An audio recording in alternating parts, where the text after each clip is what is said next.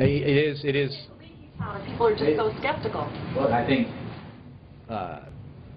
anybody who covers the Supreme Court knows that it's pretty airtight. And we're going to leave the last few minutes of this to go live to the U.S. House. Members are returning after recessing to attend a picnic at the White House for more debate on amendments to the Transportation and Housing Department spending bill. The chamber will also take up several motions later this evening to instruct House negotiators working on a bill dealing with highway and mass transit programs. Authorizing the Committee on Oversight and Government Reform to initiate or intervene in judicial proceedings to enforce certain subpoenas. Referred to the House calendar and ordered printed.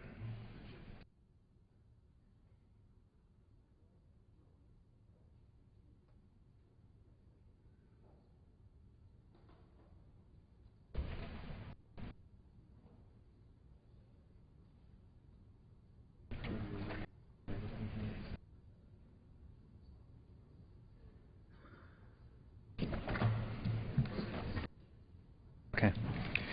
Pursuant to House Resolution 697 and Rule 18, the Chair declares the House in the Committee of the Whole House on the State of the Union for further consideration of H.R. 5972. Will the gentleman from Florida, Mr. West, kindly take the chair?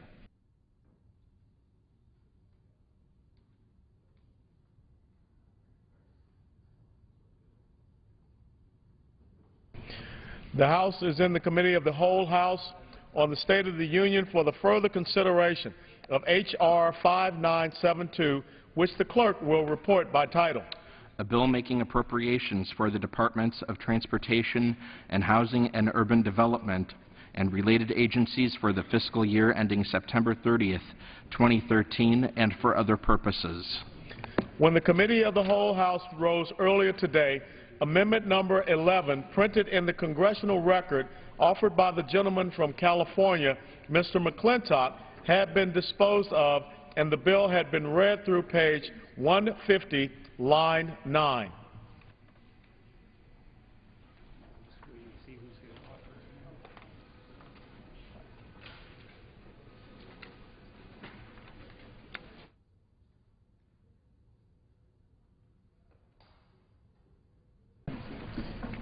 For what purpose does the gentlewoman from Tennessee rise?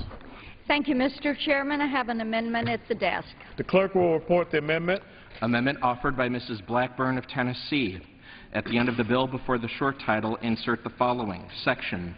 Each amount made available by this act, other than an amount required to be made available by a provision of law, is hereby reduced by 1%. The gentlewoman is recognized for 5 minutes. Thank you, Mr. Chairman. I appreciate the recognition, and I want to begin by thanking the committee for their extraordinarily hard work in identifying ways to cut spending. All of us hear from our constituents. They want us to reduce what the federal government spends, to be wise and proper stewards of the federal taxpayers' dollar. All too often, they look at Washington and they see a monument to waste of the American taxpayer dollar. Now, for the legislation that is in front of us, fiscal year 2013 proposed funding level is $51.6 billion, which is $1.9 billion below the President's request. I think it is admirable that we have saved nearly $2 billion below the President's request. However, we know that there is much more work that can be done, that should be done, that must be done. And therefore, my 1% across-the-board spending reduction amendment will save taxpayers an additional $516 million. That is $516 million that our children and our grandchildren will not have to pay back with interest. Now, I'm fully aware of the strong opposition that many appropriators have for these across-the-board spending cuts. When I've offered these cuts, I have been told that, and I'm quoting, the cuts of this magnitude quite honestly go too deep. I've also heard that these 1% spending reductions would be, and I'm quoting, very damaging to our national security and to things that are important to life and property. However, the taxpayers are demanding that the bureaucracy do what they are doing and save a penny on a dollar. And our governors are quite active in this arena. Of course, we have heard from former Governor Mitt Romney, Governor Chris Christie, Governor Rick Perry, Governor Mitch Daniels, Governor Brian Schweitzer, Governor Christine Gregoire, just to name a few of our state executives. In the chairman's home state of Iowa, former Democratic Governor Chet Culver issued a 10% across-the-board spending reduction. These across-the-board spending cuts are used around our country in a bipartisan fashion. And the reason they are is because they work. They work. This is how you get results in actually cutting into the baseline and reducing the outlays of government.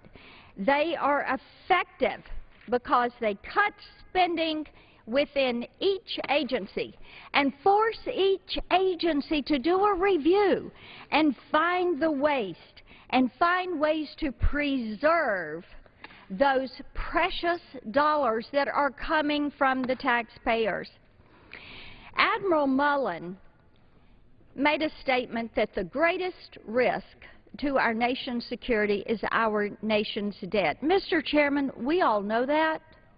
The American people know this.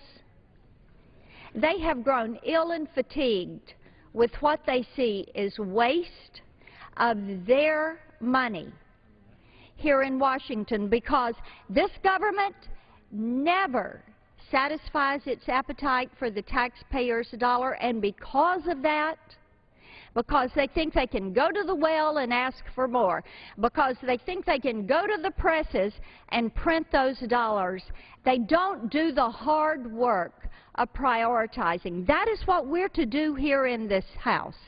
And in that spirit of forcing the actions of prioritizing, forcing the actions of the bureaucracy, having to save 1 penny on a dollar, so that our children and grandchildren are not paying that back with interest. That is the reason that I bring these amendments. You know, it's important because right now we're borrowing 40 cents of every dollar that we spend. We cannot afford this. It is incumbent upon us to make certain that we do the hard work, that we cut a little more, that we make the demands on the bureaucracy that our constituents are making on their businesses and on their family budgets.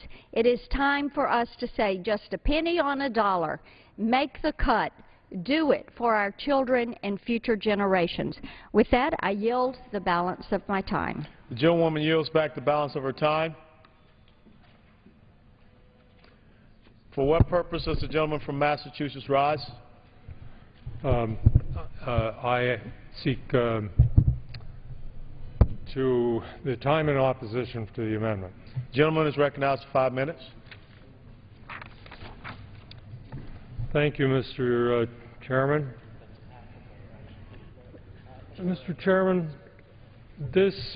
I strongly oppose this amendment. This amendment indiscriminately cuts programs in transportation and housing without any thought to the relative merits of the programs contained in this bill. For instance, they would result in fewer air traffic controllers, fewer pipeline safety inspectors ensuring accidents do not occur, fewer vouchers for homeless veterans. They would reduce salaries and expenses accounts for all of the departments. In all areas where there are, in some of the areas, some of the agencies, salaries and expenses is almost everything in the agency. We do the same thing for all the capital accounts, the construction accounts, since this is basically an infrastructure bill that does a lot of capital expenditures. All of this would be done across the board. More generally, investments in our transportation and housing infrastructure will be reduced and the associated jobs will be lost. There will be, from the amendment itself, there will be public jobs lost. Also, there will be jobs lost because of the loss in infrastructure, which is important to this country and really critical. I want to point out that the sponsor of this legislation is again reneging on her word. She voted for last summer's Budget Control Act that set this year's spending limits. The Ryan budget broke that agreement and lowered spending levels. The sponsor's amendment breaks the agreement again by reducing discretionary funding even further. I strongly urge members to oppose this amendment, and I yield back my time. The gentleman yields back the balance of his time. For what purpose does the gentleman from Iowa rise? I move to strike the last word, please. The gentleman is recognized for 5 minutes. I thank the chairman, and I commend the gentlewoman from Tennessee for persistence and for all of her work as far as trying to get a handle on the spending. I'd just like to make a couple points. She mentioned that we're $2 billion below the president's request. We're actually $4 billion, or just almost $4 billion below last year's spending in this bill. We have the largest decrease percentage-wise of any of the appropriation bills, and we have worked very, very hard to craft a bill that actually enacted that type of spending cuts, but also funded the high priority items that are in this bill. And it's with reluctance I oppose her amendment. I will just say that we are within the 302B allocations that were in the Ryan budget. That was really the debate then as to what funding levels to be at. There are some very important infrastructure issues that would be harmed by this when we look at the Highway Trust Fund funding that would be cut. Of course, transit programs, veterans, homeless vouchers. We have done everything we could to try to have a balanced bill that actually put priorities after having many hearings, working through this bill that on a line-by-line basis. I'm not sure that just an across-the-board cut that cuts everything arbitrarily is the way to go. I would certainly, we're all very, very concerned about the budget, but I would just with reluctance just oppose this amendment, and if the gentlelady would, I would be glad to yield some time to the gentlelady. I thank the chairman for yielding, and as I said at the beginning, I applaud the committee for the good work they have done. I think when you're broke, though, that what we have to do is say now is the time to make further cuts. And to the ranking member, it's not indiscriminate. This is the way our governors have found to arrive at balancing a budget, is looking at every agency and say, get in there, do the heavy lift, and find this. And the result we want is to preserve the foundation of this great nation for our children and grandchildren. Are you saying that salaries and expenses are more important than the future of these children who are going to have to pay this debt back with interest? $16 trillion worth of debt and growing, and you got to pay it back? My two grandchildren, my children, is it fair to look at them and say, you're going to spend over half of what you earn? I know that it is tough. As the gentleman inferred, I'm at it again. Yes, you're right, Mr. Chairman. I am at it again, and let me tell you something. I'm going to be at it again and again and again, just as I have every single year that I have been a member of this House, because preserving the firm financial footing of this nation is worth coming at it again and again and again until we get the job done. It has worked for our cities. It has worked for our counties. It has worked for our states. It will work for this nation that is so richly blessed. It means that we have to have titanium backbones to get the job done. I yield back to the chairman. I thank the gentleman. I yield back the balance of my time. The gentleman yields back the remainder of his time. The question is on the amendment offered by the gentlewoman from Tennessee. Those in favor say aye. Those opposed say no. In the opinion of the chairs, the noes have it. Mr. Chairman, ask for a recorded vote. The amendment was not agreed to, but pursuant to Clause 6 of Rule 18, further proceedings on the amendment offered by the gentlewoman from Tennessee will be postponed.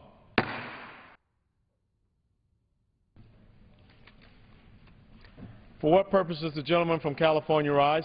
Mr. Chairman, I have an amendment at the desk. The clerk will designate the amendment. Amendment number 13, printed in the Congressional Record, offered by Mr. McClintock of California. The gentleman is recognized for 5 minutes. Thank you, Mr. Chairman. This amendment forbids further federal expenditures for the Central Subway project in San Francisco. This project is a 1.7-mile subway that is estimated to cost $1.6 billion. And these cost estimates continue to rise. In fact, its baseline budget has more than doubled in 9 years and shows no sign of slowing. The current estimate brings the cost to nearly $1 billion per mile. That's about 5 times the cost per lane mile of Boston's scandalous Big Dig. Now, it was supposed to link local light rail and bus lines with Caltrain and Bay Area Rapid Transit, but it's so badly designed that it bypasses 25 of the 30 light rail and bus lines that it crosses. To add insult to insanity, it dismantles the seamless light rail to BART connection currently available to passengers at Market Street, requiring them instead to walk nearly a quarter mile to make the new connection. Experts estimate it will cost commuters between 5 and 10 minutes of additional commuting time on every segment of the route. The Wall Street Journal calls it, quote, a case study in government incompetence and wasted taxpayer money. And they're not alone. The civil grand jury in San Francisco has vigorously recommended the project be scrapped, warning that maintenance costs alone could ultimately bankrupt San Francisco's Muni.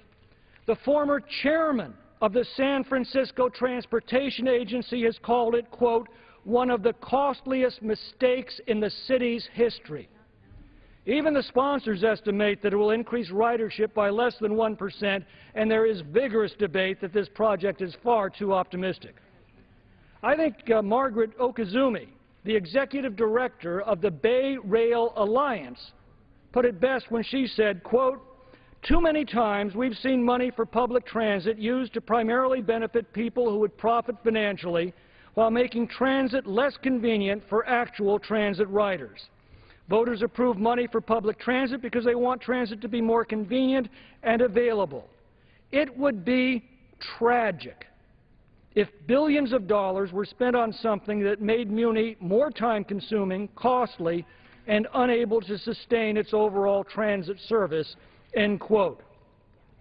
And, Mr. Chairman, this administration is attempting to put federal taxpayers, that's our constituents, on the hook for nearly $1 billion of the cost of this folly through the New Starts program. That's more than 60% of the entire project. We have already squandered $123 million on it that we don't have.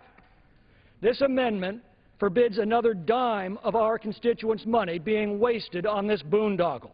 Now, Mr. Chairman, you may be wondering, well, why should your constituents pay nearly $1 billion for a purely local transportation project in San Francisco that is opposed by a broad bipartisan coalition of San Franciscans, including the Sierra Club, Save Muni, which is a grassroots organization of Muni riders, the Coalition of San Francisco Neighborhoods, and 3 of the 4 local newspapers serving San Francisco. Why indeed?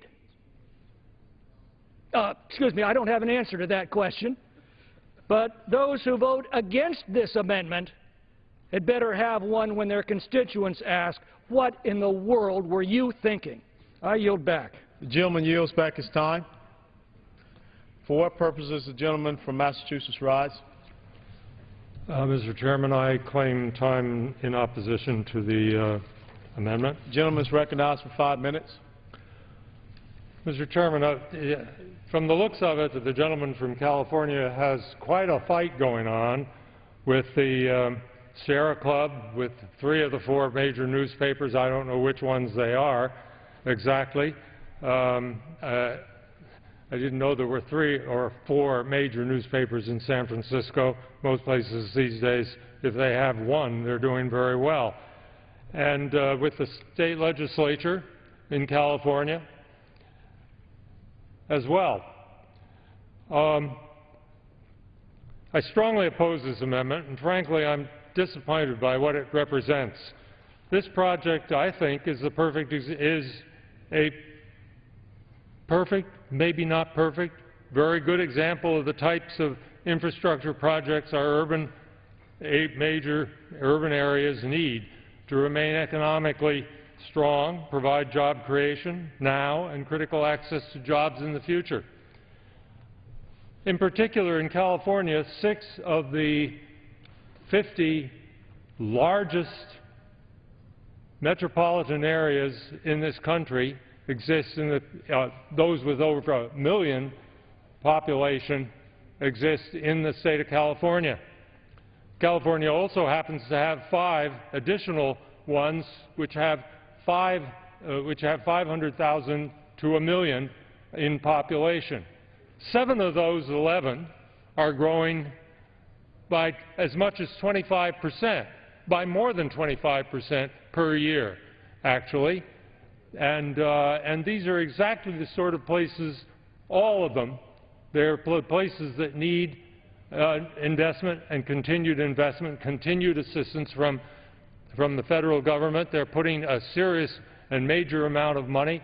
Our authorization plans, which we extend and are still under extension, and hope, I think most people here hope and understand that we need to have a reauthorization sometime within the next few days, probably, that the program in California is one that's fully authorized and ready to go. Population density in the area that is involved in this particular program is over 50,000 people per square mile. Ultimately, the project will tie together one of the fastest-growing sections of San Francisco with one of the densest neighborhoods in the nation and provide key regional connections with other transit systems, including commuter rail and future high-speed rail programs. The project has been thoroughly reviewed by the FTA. The state of California, local authorities determined that it was of high value. In addition, the chairman included $100 million in the underlying bill as an acknowledgement that this project is moving and will improve transportation and create construction jobs in the Bay Area. The Bay Area needs construction jobs, as well as we need construction jobs in every part of this nation in order to have a robust economy. Now, I have a press release which arrived today, just to add to the game. The California Transportation Commission unanimously approved commitment of $61 million in state high-speed rail connectivity funds to the Central Subway project, this very day. I also have here with me the editorial from the San Francisco Examiner. I'm not sure whether that's one of your major newspapers in the area or not, but in support of this program. I offer it and ask unanimous consent that it be printed in the record. The question is covered by General Lee.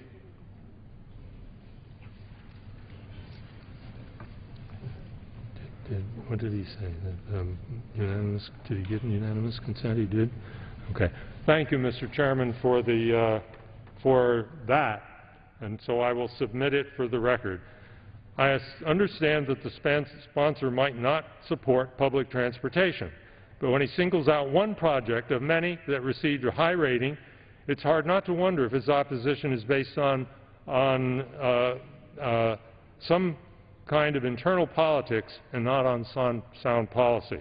I oppose this amendment, and I yield back the balance of my time. The gentleman yields back the balance of his time. The question is on the amendment offered by by the gentleman from California. Those in favor say aye. Aye. Those opposed say no. In the opinion of the chair, the ayes have it. The amendment is agreed to.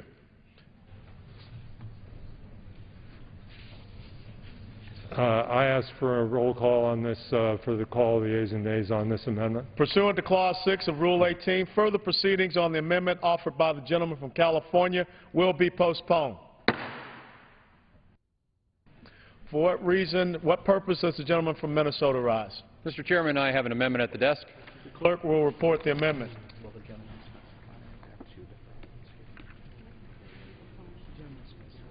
Will the gentleman specify which amendment? The amendment is H.R. Amendment to 59-672 and number 69.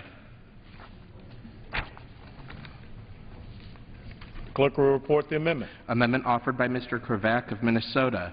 At the end of the bill, before the short title, insert the following section. None of the funds made available by this act may be used by the Secretary of Transportation to research or implement a distance-based fee system, commonly referred to as vehicle miles traveled, that would levy a fee on a vehicle user based on the distance traveled. The gentleman is recognized for 5 minutes. Thank you, Mr. Chairman. I rise today in support of my amendment, which prohibits the utilization of funds by the Secretary of Transportation to research or implement a distance-based fee system, commonly referred to vehicle miles traveled, or VMT, that would levy a fee or a surface transportation vehicle user based on the distance traveled. Mr. Speaker, it is no secret that our current highway trust fund system is going bankrupt. The federal gas tax designed to support the fund finds itself increasingly unable to pay for better roads, bridges, and rail due to several factors. People are driving less due to a weak economy and high gas prices. The creation of more fuel-efficient cars allow people to fill up less frequently at the pump. And let's not forget how Congress has been raiding the gas tax proceeds for decades to fund alternative transportation activities that in no way help maintain or improve roads and bridges we drive, such as building bike paths and planting flowers. There is an important need to come up with new, better ideas on how to appropriately fund our highway trust fund system. However, I am here to tell you today that the concept of using vehicle miles traveled fee system is not one of those better ideas. Requiring people to pay for the miles they travel each year is not acceptable on a number of levels. The VMT tax would be expensive to implement because every car would need to be fitted with a device that both records the miles driven and transmits the information to a government database. This complicated system would cost millions of dollars to install these devices in new vehicles, and it would cost many millions more if older vehicles and motorcycles are expected to be retrofitted with these tracking devices. The cost required to administer this taxation is expensive and inefficient, especially compared to the federal gas tax, which proceeds in an inexpensive and efficient form of taxation that is collected directly from refineries and importers. Further, the requirement of an electronic mileage tracking device to be installed in all cars also poses a significant privacy concern. A severe threat to our private information should any one of these systems be hacked or be corrupted. The potential for privacy abuses is a hazard waiting to happen. Government databases have already been compromised in the past, and this government system would be no exception. Finally, the VMT tax would impose a regressive tax that would hit constituents in rural districts, like Minnesota's 8th Congressional District, the district that I represent, harder than any others. My constituents often have to drive miles more than urban counterparts to perform the same daily tasks, like going to work, grocery shopping, dropping the kids off at school, and making deliveries for their small businesses. My constituents are already struggling to make ends meet with the current gas prices. Penalizing them for nothing more than living in a rural area will put them over the edge.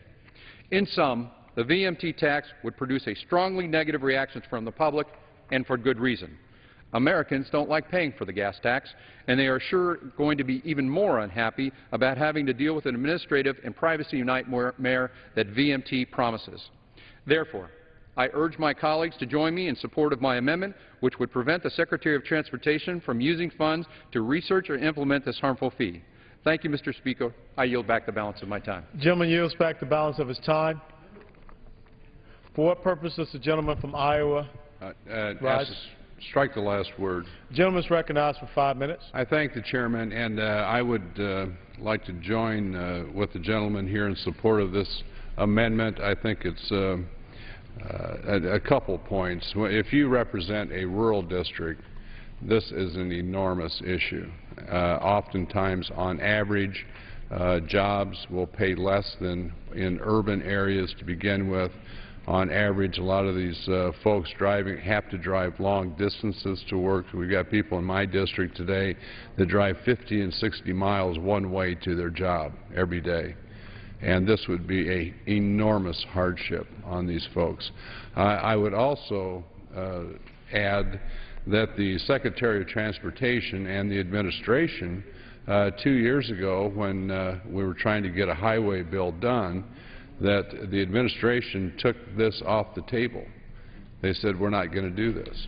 And so I don't see why the Secretary would need to do research or any kind of means of implementation if, in fact, they so strongly oppose this type of taxation. So for several different reasons, I commend the gentleman on this amendment and rise in his support. And I yield back the balance of my time. The gentleman yields back the balance of his time. For what purpose does the gentleman from Massachusetts rise? I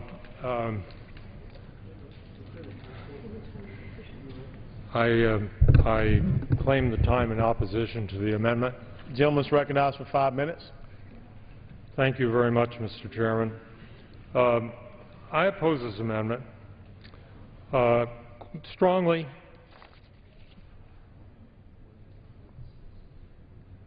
But not because I like a VMT particularly, and not that I do not understand that in rural areas this can be very burdensome. However, we have to have additional revenue. The reason our infrastructure is in decline, it's simple. We're simply not raising enough revenue. We have not decided how to raise revenue to fund our infrastructure needs.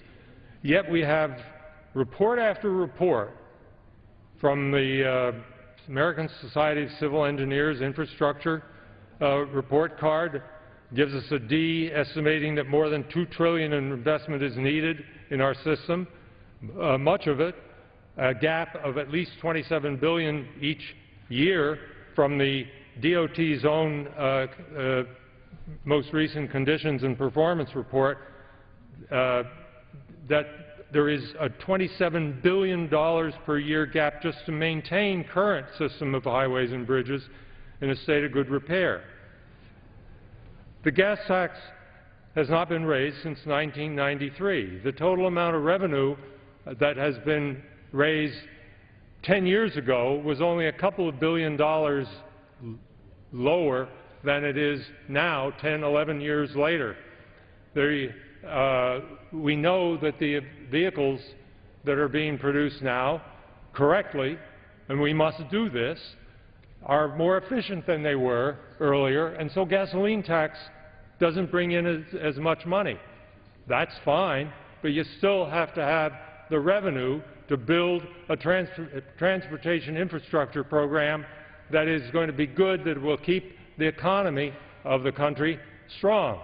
Every good and every product of this country has to move along an efficient transportation system covering all of our modes of transportation, and has to be kept up to good repair. And for the major population growth, which continues at 10% every decade, with all these major metropolitan areas going up and up and up in population, you have to have a lot of new infrastructure built, and you have to maintain the old infrastructure in the older communities, or everybody's going to be behind. Even the rural areas.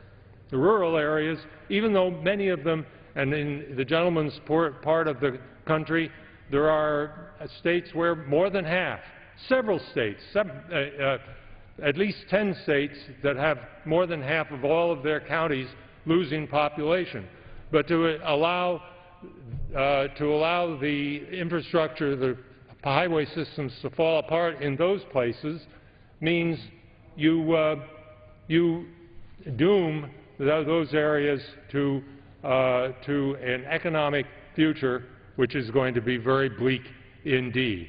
So the amendment it's unfortunate because we're probably going to have to use different kinds of money-raising mechanisms in different parts of the country, and this one makes it even not possible for the administration to think about using a vehicle miles tax, even in the major urban areas of the country.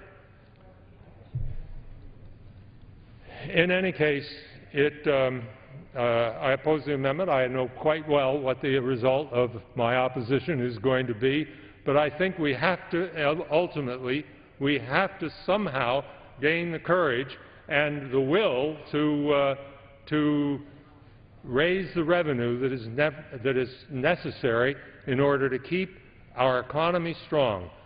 The transportation system in its totality represents close to 25% of the whole economy in this country.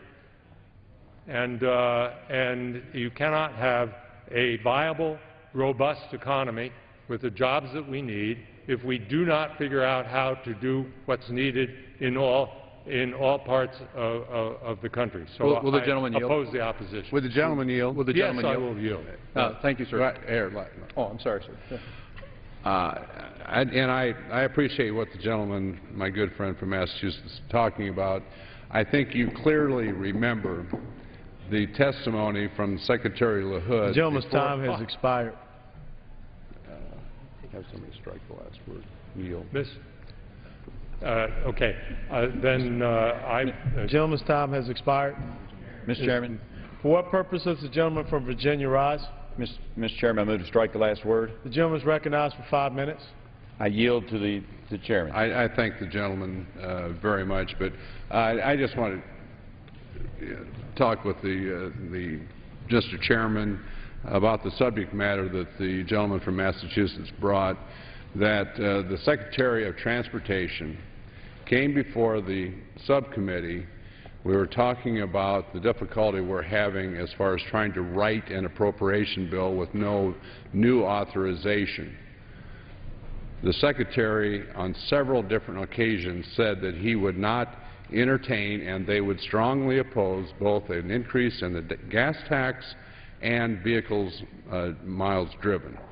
And the gentleman, I'm sure from Massachusetts, remembers that testimony very clearly. So I would just suggest that maybe someone should talk to the administration about finding sources for funding, because the Secretary has taken every possibility off of the table to fund a new highway bill. And now we're apparently looking at a reauthorization that's finding other unique ways of funding rather than user fees or gas tax or miles driven or registration fees, whatever, they have taken off the table. So I would suggest the gentleman from Massachusetts would maybe visit with Mr. LaHood at the Transportation Department. So with that, I appreciate the gentleman yielding. You want to yield to him? The gentleman reclaims his time. Would you yield time to me then to continue this conversation for just another moment or two? Then that'll save me from trying to figure out and remember exactly what I have to say to get more of my own time, Mr. Chairman. Somewhere along the way it'll come back to me, but in the midst of the discussion I'm not likely to come up with it very easily. In any case, I recognize exactly what the gentleman the chairman of the committee is saying. It'll be interesting to see what the authorizers come up with. I hope you have some ideas as to what they're going to do, because the position that I'm taking of the need for the infrastructure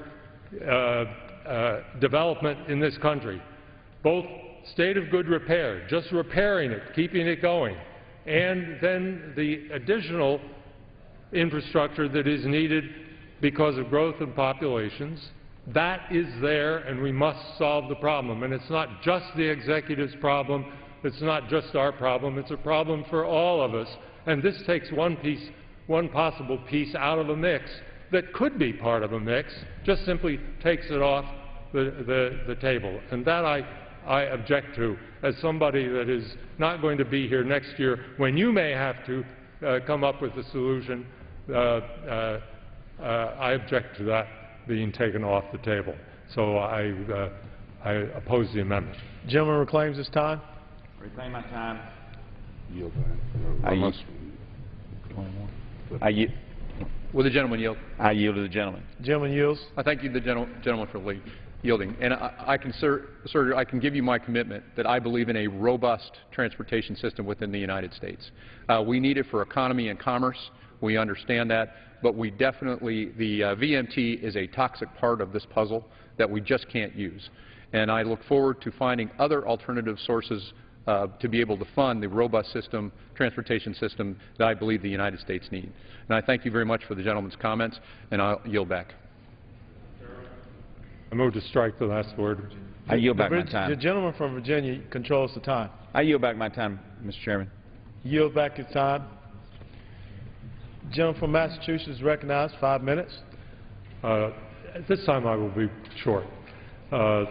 I wish the gentleman from Minnesota great luck in solving this one, and I am so happy for the people on that side of the aisle who must be just ecstatic that they have a president who will take all these things off the table.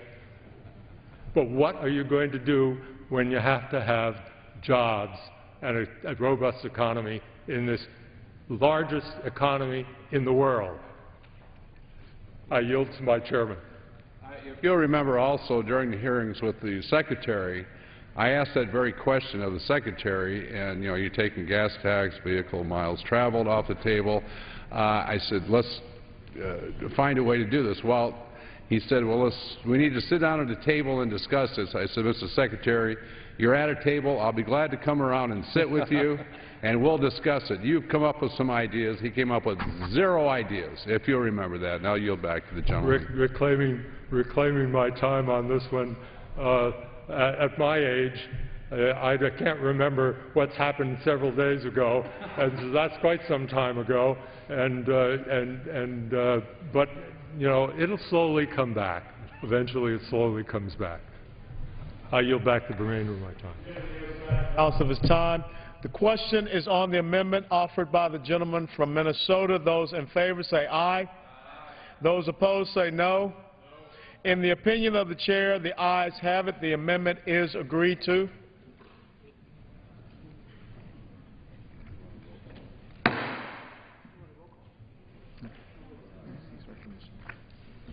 For what purpose does the gentleman from Minnesota seek recognition?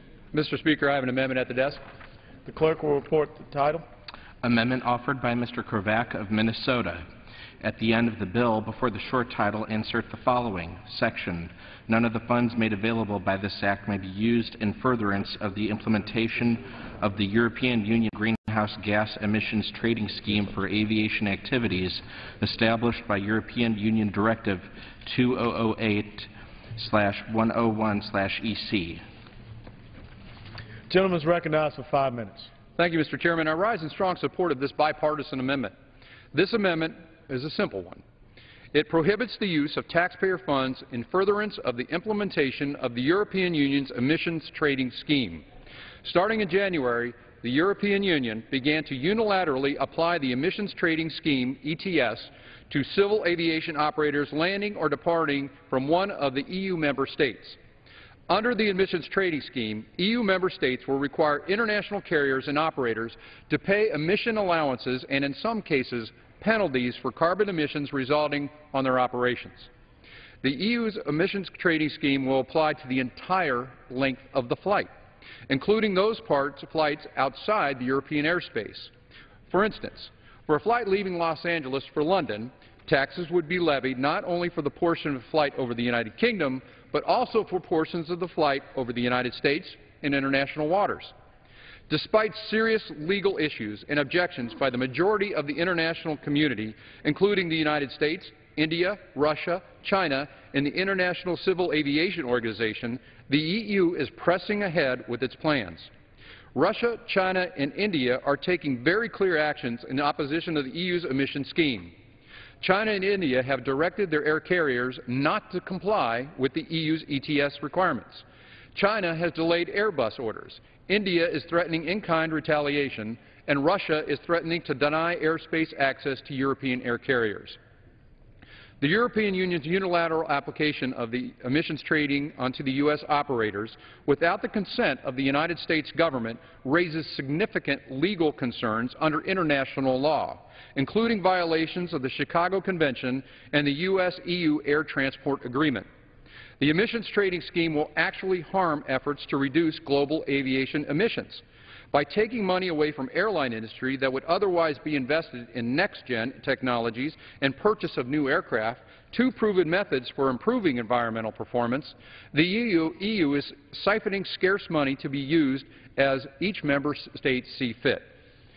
A better approach to address the aviation impact on global emissions is to work with the international civil aviation community through the UN International Civil Aviation Organization, ICAO, to establish consensus-driven initiatives to reduce emissions. However, because the EU has made no effort to delay or retract the illegal emissions trading scheme, this amendment is necessary to ensure the American taxpayer dollars will not be used to further the Europeans' unilateral and questionable scheme. Last October, the House passed H.R. 2954, which directs the Secretary of Transportation to prohibit U.S. carriers from participating in the Europeans' illegal scheme. A companion bill has been introduced in the Senate. It is my hope that the Senate will move quickly towards its passage. That legislation, along with this amendment to the transportation appropriations for fiscal year 2013, will send a very strong message to our European friends that illegal and unilateral action to address the aviation emissions is not the proper course of action to deal with this issue. This must be a consensus-driven solution, not an international mandate.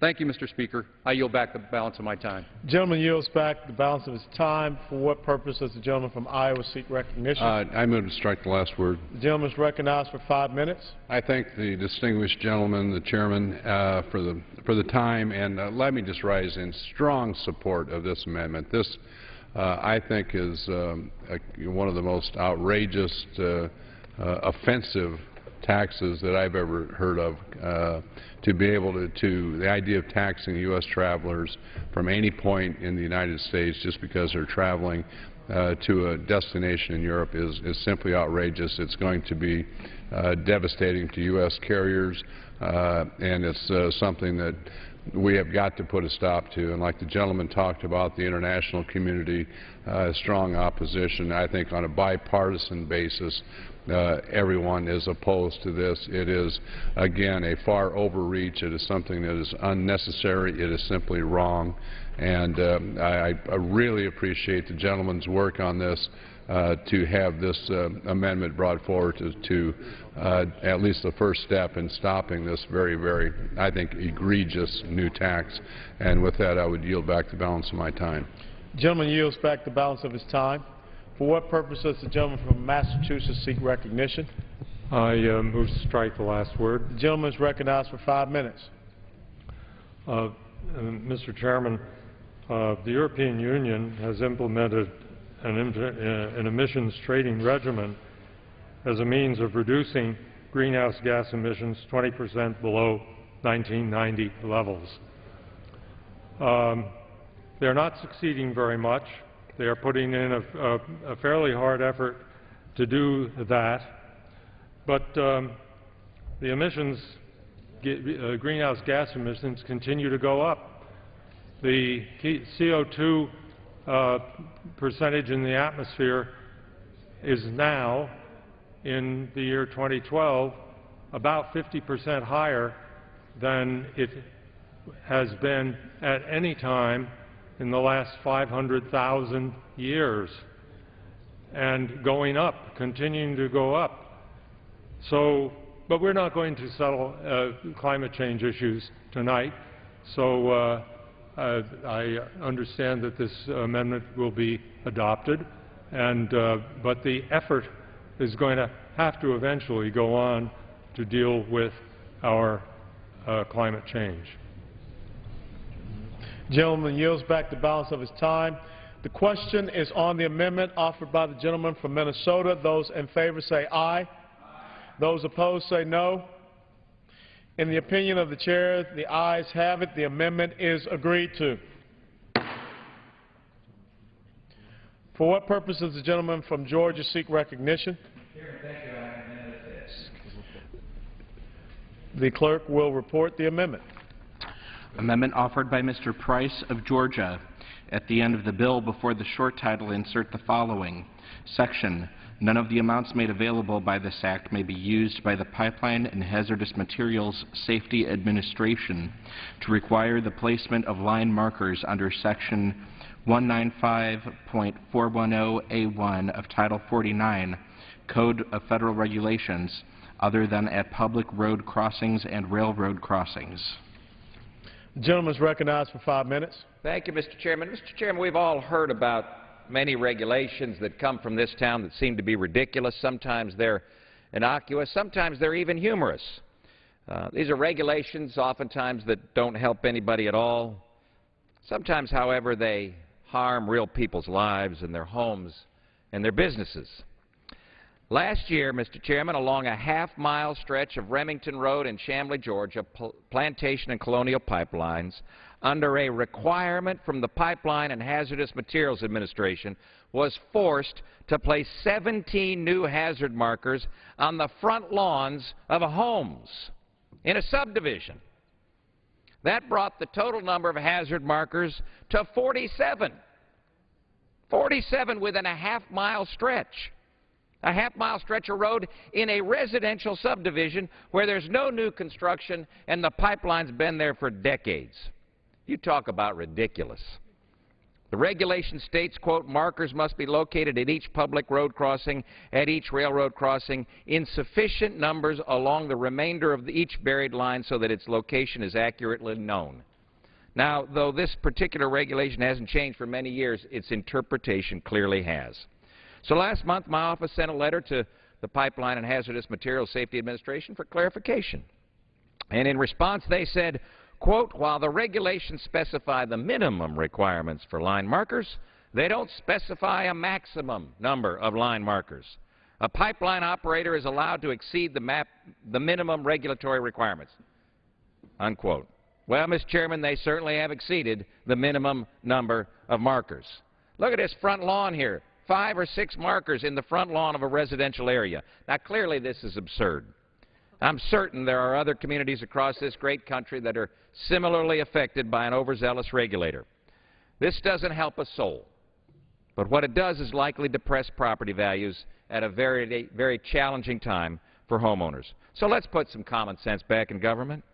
This amendment that I've offered today is designed to stop the Pipeline and Hazardous Materials Safety Administration from broadly interpreting these regulations in the future by ensuring that no funds from the bill shall be used to require the placement of line markers other than at public road crossings and railroad crossings.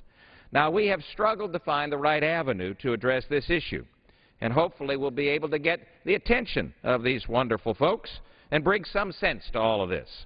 And though not possible to have this amendment brought to conclusion on this legislation, I do know that the chairman is as interested as I in ending the overbearing regulatory scheme that seems to have overtaken every single department in this town. And if the chairman would be desirous, I'd be happy to yield to him for a comment. Well, I thank the gentleman for yielding.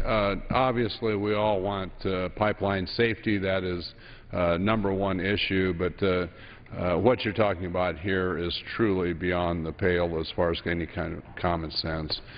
We've got to find a balance like you've talked about, and that's what the overreach that we're seeing in so many areas of the federal government causes things like this that are just simply nonsensical. And I appreciate the gentleman for bringing the issue forward and would want to work with him in the future to find a resolution to your concerns. I thank the chairman, and I appreciate that. And again, this is simply ridiculous. If that's your front lawn, Mr. Chairman, that's the last place that you want to see those signs in your neighborhood and in your residential area. So I appreciate the opportunity to bring this amendment. I ask unanimous consent to withdraw the amendment. Without objection, the amendment is withdrawn. For what purpose does the gentleman from Florida seek recognition? Thank you, Mr. Chairman. I have an amendment at the desk. The clerk will designate the amendment. Amendment number 8, printed in the congressional record, offered by Mr. Posey of Florida. The gentleman is recognized for 5 minutes. Thank you, Mr. Chairman. My amendment is very simple. It prohibits taxpayer dollars from being used for the Department of Transportation's International Highway Technology Scanning Program. According to the Department of Transportation, this program enables the department's officials to access innovative technologies and practices in other countries that could significantly improve our nation's highways. I and most taxpayers really don't have any problem with that. If someone else has a good idea, and we can and we should learn from that. But most taxpayers were outraged when ABC News and Citizens Against Government Waste highlighted that this program was bankrolling globe-trotting junkets across the world. One such trip featured a 17-day ordeal to Australia, Sweden, the Netherlands, and Great Britain to look at billboards, all the while racking up taxpayer bills at five-star hotels and restaurants. Among the important research conducted by the team was a trip to Scotland to evaluate road furniture along rural roads. And in the Netherlands, they took a serious look at examples of outdoor advertising. When the federal government's up to its neck in debt, such expenditures truly are an abuse of the taxpayers. As a result, Citizens Against Government Waste was able to apply enough pressure to the agency to suspend the $1.2 million annual program. We're not really sure what suspend means, if it's for a day, a week, or a month. ABC News reported that upwards of $12 million has been spent on a program since the year 2000. I see the suspension of the program by Transportation Secretary LaHood as a really good start, but there is still no guarantee that such waste will not resume, as nothing in law would prevent the program from being resurrected in the future. This amendment, very simply, will ensure that the program will not come back to life during the fiscal year 2013. Thank you, Mr. Chairman. Washington's approaching another trillion-plus deficit. We simply cannot afford five-star junkets, and I urge support of the amendment. Thank you. Gentleman yields back the balance of his time. For what purpose does the gentleman from Iowa seek recognition? Strike the last word. The gentleman is recognized for 5 minutes. I thank the chairman, and I rise in support of this amendment, and I appreciate very much the gentleman from Florida bringing this issue to the attention of the House, and again, very strongly support his proposal to do away with this wasteful spending, and I yield back. Gentleman yields back.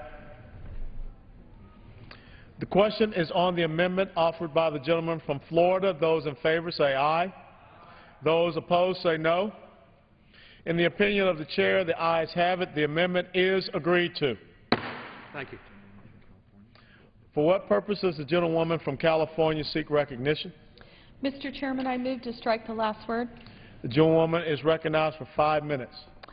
Mr. Chairman, I rise today in opposition to a possible attempt for a member to bring forward an amendment which would prohibit any funds in H.R. 5972 from being used towards the California High-Speed Rail project. As a member of the House Committee on Transportation and Infrastructure and a co-chair of the California High-Speed Rail Congressional Caucus, this project is a priority of my state and the voters who agreed to move our state into the 21st century and to be able to be competitive globally. Our nation's ability to move goods and people is essential to develop and maintain a strong economy, and this project is critical to meeting the state's growing transportation needs. In fact, traffic congestion in California is increasing by 10% each year, and it's estimated that the state's airports will reach capacity by 2030. As California's population continues to boom, we must invest in alternative systems that will remedy this constant congestion and will help to protect the health and environment of local communities. Now, as a member of the Transportation Committee, I happened to have the opportunity to participate with Chairman Mica when we went to the Central Valley to talk about the possibility of moving forward on high-speed rail. And admittedly, there were some concerns that were brought forward, but there were far more supporters who wanted to see high-speed rail move forward than those who were opposed. And again, I want to stress that the voters in California took it upon themselves to tax themselves as an independent state body, to tax themselves to move forward on high-speed rail. So who are we or the federal government to prohibit providing funds that might match to enable that project to move forward?